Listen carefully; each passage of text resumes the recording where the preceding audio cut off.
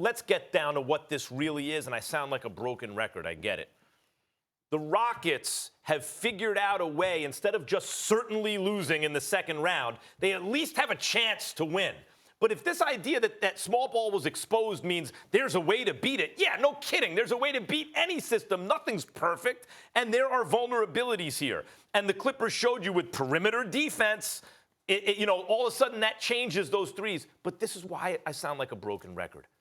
James Harden has to hit big shots when it counts. He had some open looks. I go back to Game 7 against Golden State. Right. At home.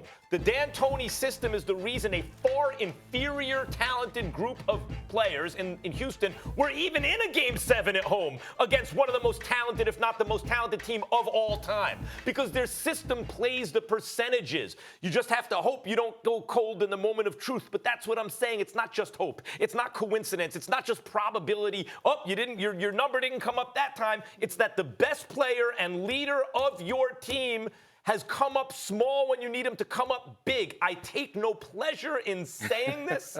When they went 0 for 27 against Golden State from 3, I never heard of that before. When you need, in Game 7 you do that and their best player's missing every shot? James Harden, even if there is a perimeter defender on him, even if Kawhi's in his face, if someone was in Michael Jordan's face, you think it made him miss the big shot? That's the measuring stick? The point, no, yeah, because Harden's putting up Jordan numbers in the regular season. Do it when it matters most, and they can win the whole thing. And look, when you look at not only that game, but let's go back a couple years even more, where they had a Kawhi-less Spurs team, Game 6 at home, and he just looked completely disinterested, right? So to your point, yes, James Harden has to play better in big moments. And we're sitting here talking about LeBron James and Giannis coming into town. We're talking about what the Lakers are going to do against the Clippers. And I love what they did. I like that they went small. They went all in because that's something that D'Antoni has talked about multiple times with the Phoenix Suns team. He said, we should have pushed it even further than we did. The only problem is this. You took away Clint Capella and what he brings to the table, but you didn't. You added a guy, Covington, that was a good defender and a good scorer.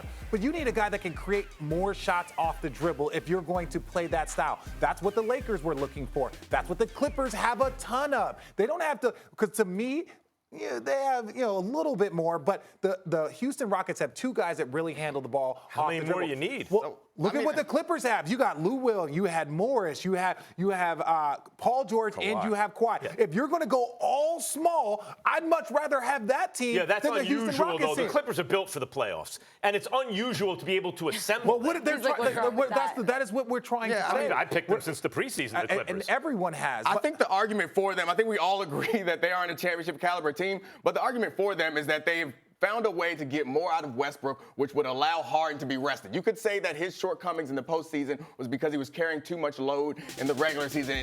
I'm not sure that that's true, and then he's tired when he gets to the postseason. So you could argue that them finding a way to get the most out of Westbrook, playing essentially that center spot, that dunker spot at times, gives them a chance to have Harden step up in the moments. But the problem is we're in a league now where we're talking about big twos in kind of dynamic duos, and their dynamic duo does not match up with the other dynamic duos. My memory may be failing me about that, but I remember like one of those Battle of the Stars type things when I was a kid. Dr. J was going to play like Kareem. It was some matchup like that. And of course, as a kid who loved Dr. J, Dr. J is going to win. And what you realize when you see the tall star play the shorter star is the tall star always wins because the shorter star misses one shot and the game's over, right? So there is some of that going on. If the Rockets play small ball, they have to be hitting their shots.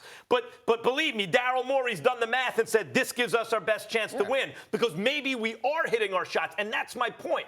Harden, whether or not there's someone playing good defense on him, still has to be the same guy under pressure. As much as we like to talk about all these matchups, when it comes down to, at least when I'm watching basketball, at some point in the playoffs, it comes down to your top guy against their top guy, or your top two against their top two. And the problem in this situation is they are a step down. They are not Jay-Z and Beyonce, which is what you have in both the LA teams. They're more Takeoff and Cardi B. They're a step below. And this is the thing. There is no disrespect to the Houston Rockets. It's not Quavo. It's definitely not Quavo. Yeah.